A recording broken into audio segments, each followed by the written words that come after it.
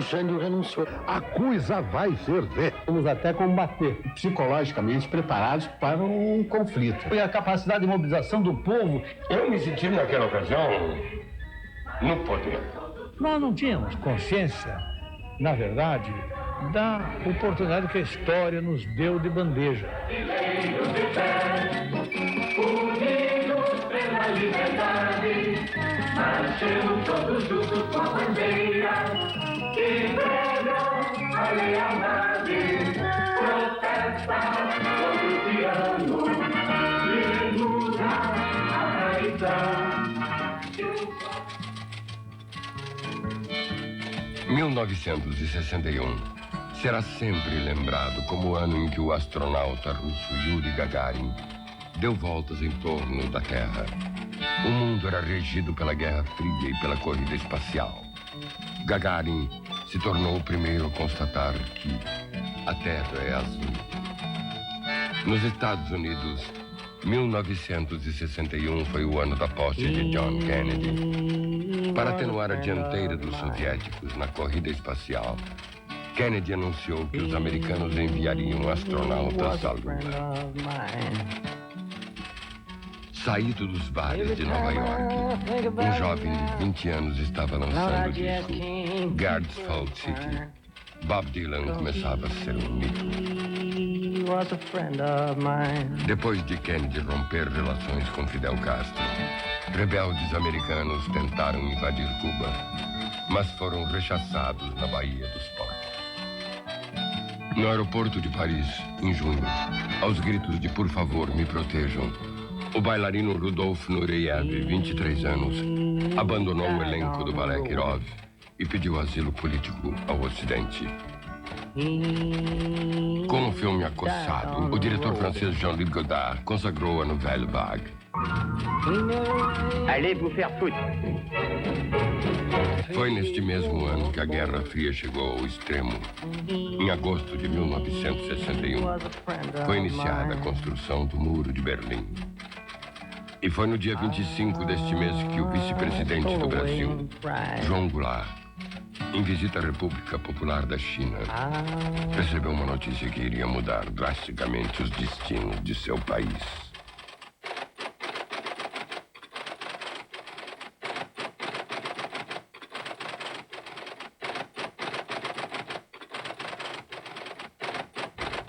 Desde a noite anterior, pela televisão, o governador da Guanabara, Carlos Lacerda, denunciava uma conspiração para dar ao presidente Jânio Quadros poderes de ditador. Lacerda vinha liderando uma campanha nacional contra a política externa do governo, que se aproximava da União Soviética, de Cuba e da China. Na manhã do dia 25, o golpe anunciado por Lacerda não se confirmou, mas a Câmara dos Deputados exigiu explicações de ministros e assessores.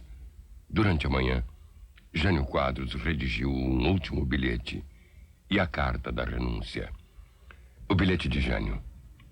Nesta data, e por este instrumento, deixando com o ministro da Justiça as razões do meu ato, renuncio ao mandato de presidente da República. Exatamente naquele 25 de agosto que o senhor Jânio Quadros assistiu à respectiva solenidade lá em Brasília, nós estávamos ali no Parque Farroupilha. No Parque da Redenção, em Porto Alegre, o governador do Rio Grande do Sul, Leonel Brizola, estava participando das cerimônias pelo Dia do Soldado. Num dado momento, chegou o general Muricy, que era chefe do Estado-Maior, e cochichou algumas coisas no ouvido do general Machado Lopes, que se encontrava ao meu lado. Eu notei que a fisionomia do olhei de relance, assim, estava interessado em acompanhar o que eles estavam falando, mas notei que o general Machado Lopes mudou, carregou a fisionomia.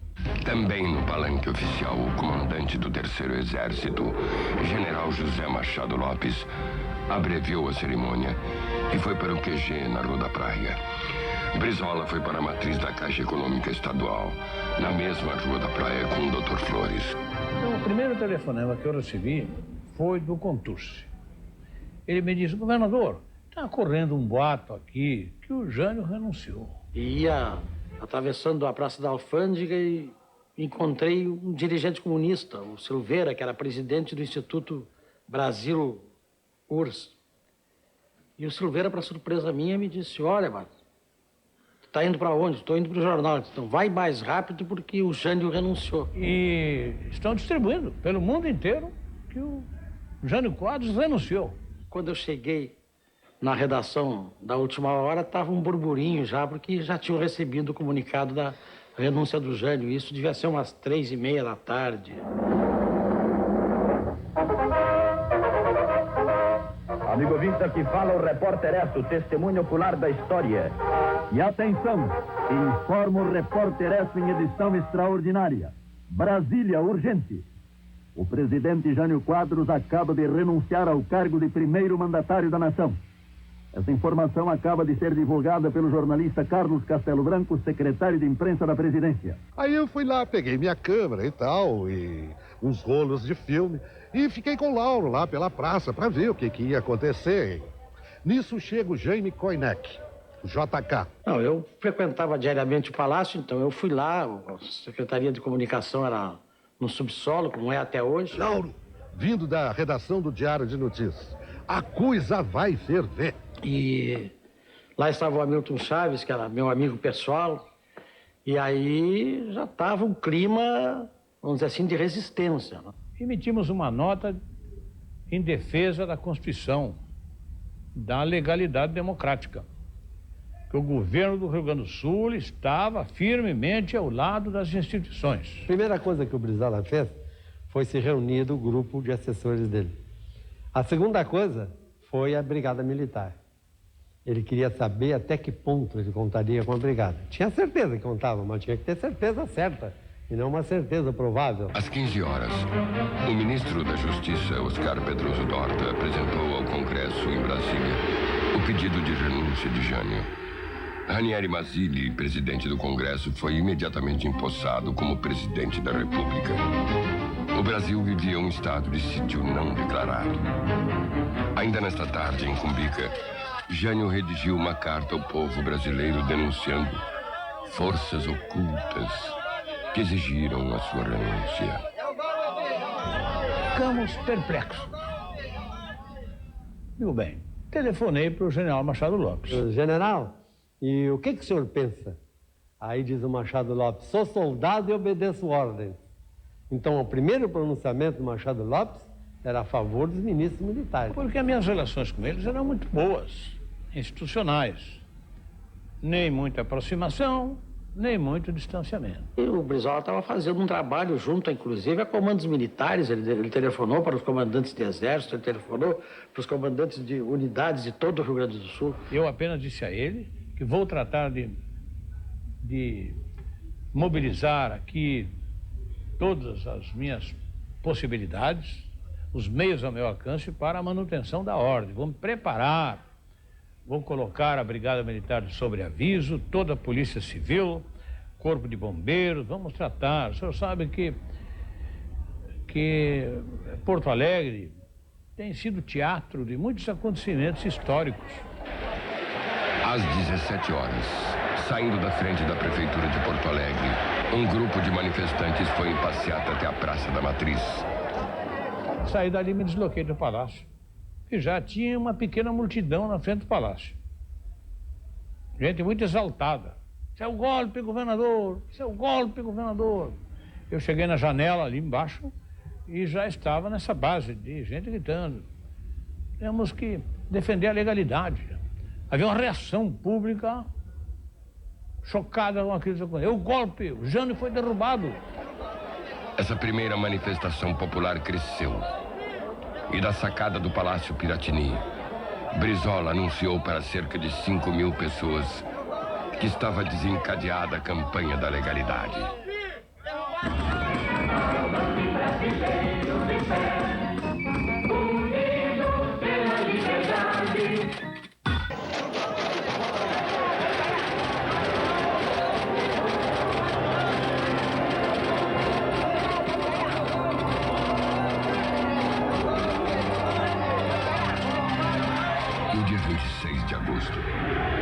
Palácio Piratini estava ocupado por funcionários do governo estadual, correligionários de Brizola e jornalistas, que passaram a manter vigílias de apoio à posse de João Goulart.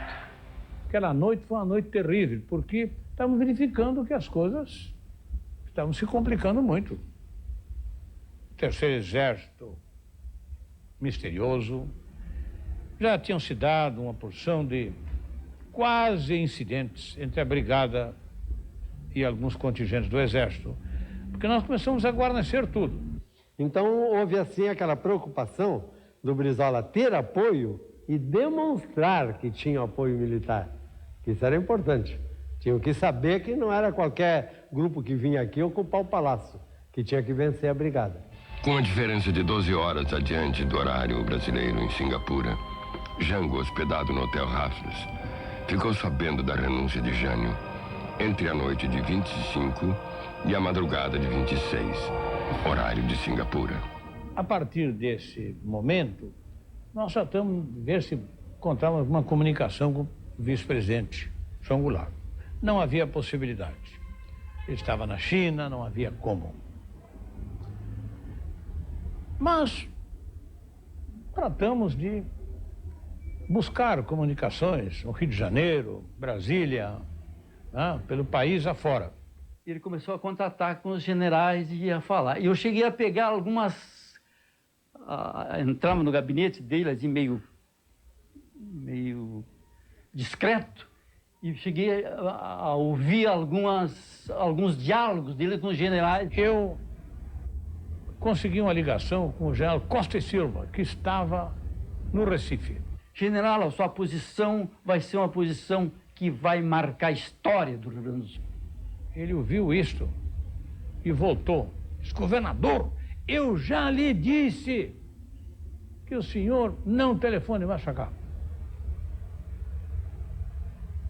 Foi tão grosseiro que eu digo: olha, general, claro que eu não vou telefonar, mas fique sabendo que eu o considero, que eu lhe considero um golpista e um golpista firme.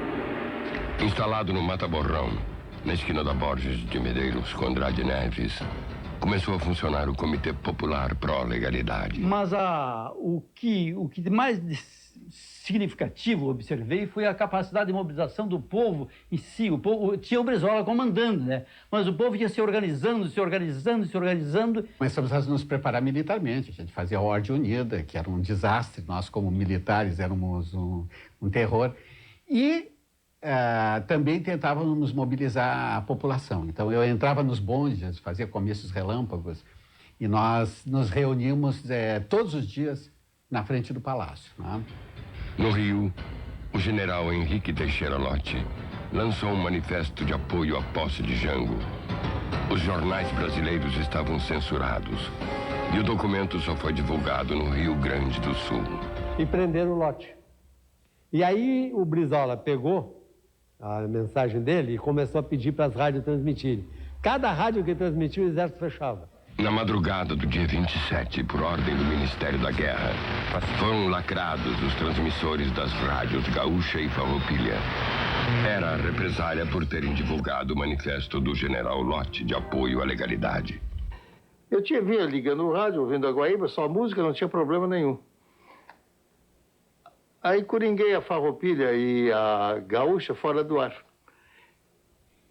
Depois, mais tarde, fiquei sabendo que eles haviam transmitido o manifesto do general Lott contra o golpe militar e retiraram-lhes os cristais. Deixaram de operar. Eu saí assim na porta e lá estava o Dr. Caruso, que eu tinha mandado chamar. Dr. Caruso, redige para mim aí uma portaria, um decreto, seja o que seja, requisitando a Rádio Guaíba, que é a única que está no ar, porque eu preciso de uma comunicação pública para defender a ordem pública, defender a população. De repente estacionam na descida da Calda Júnior, de frente à porta de entrada aqui desse velho casarão, duas combis da Polícia Civil.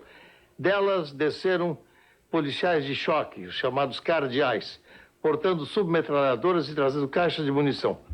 O Dr. Caruso fez, aí apareceu no elevador ali, tinha um elevadorzinho interno ali, o doutor Obino, que era meu secretário da Fazenda.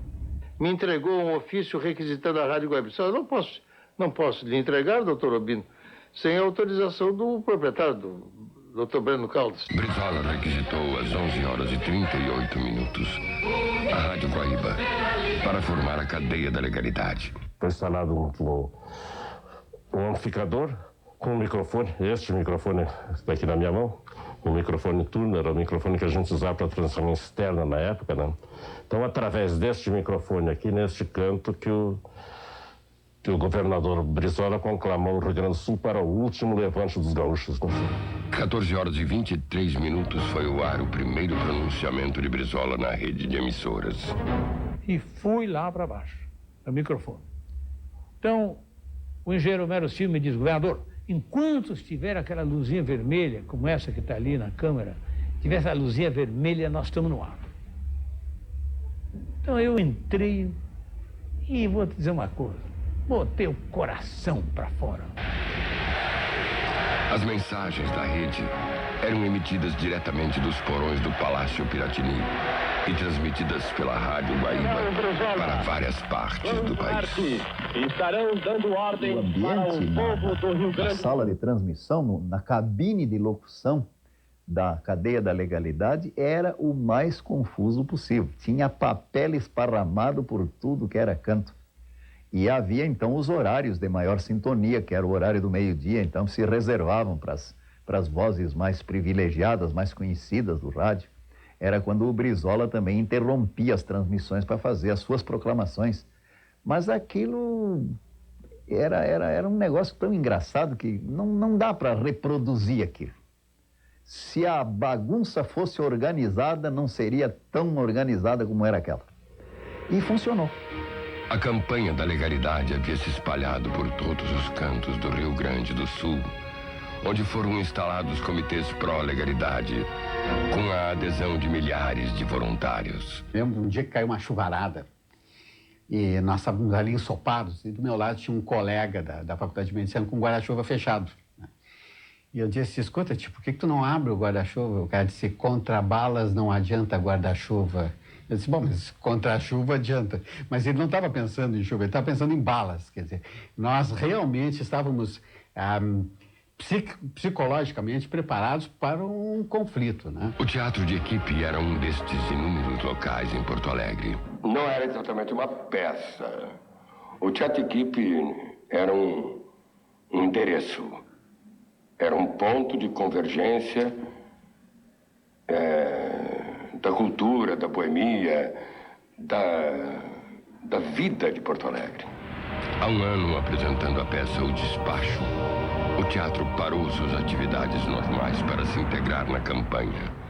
Que naquele momento a gente cruzava com o governador, a gente cruzava com o general do comandante do Terceiro Exército, como se fosse qualquer pessoa. O Brizola levantou esse movimento e imediatamente nós, diretores do Teatro de Equipe, tiramos a peça de cartaz e transformamos o Teatro de Equipe no primeiro comitê de resistência democrática do Estado. Eu me senti naquela ocasião no poder. 26. Às 7 da manhã eu ligo o rádio, tô na cama ainda, e o Brizola convocando o povo, e o Brizola comentando, querem dar um golpe, o povo do Rio Grande tem que reagir, a resistência tem que partir daqui. Bom, o teatro de equipe toda a cidade já estava se movimentando, ou seja, nós todos fomos mobilizados por aquele grito, que era um grito de guerra. Mobilizados 24 horas por dia, os integrantes acabaram criando um hino da legalidade. Sim. Porque uma revolução sem hino não existe. Então, os cérebros de lá do teatro de equipe criou-se. Avante, gaúchos de pé, unidos pela liberdade, marchemos com a bandeira que prega a legalidade. Na última semana de agosto, o Brasil parou sob o impacto do impasse político. Enquanto Jango não voltava, Brizola continuava a liderar o movimento pela legalidade. A crise provocava incertezas, boatos, mal-entendidos e, além da ameaça de bombardeios, começavam a faltar produtos de primeira necessidade.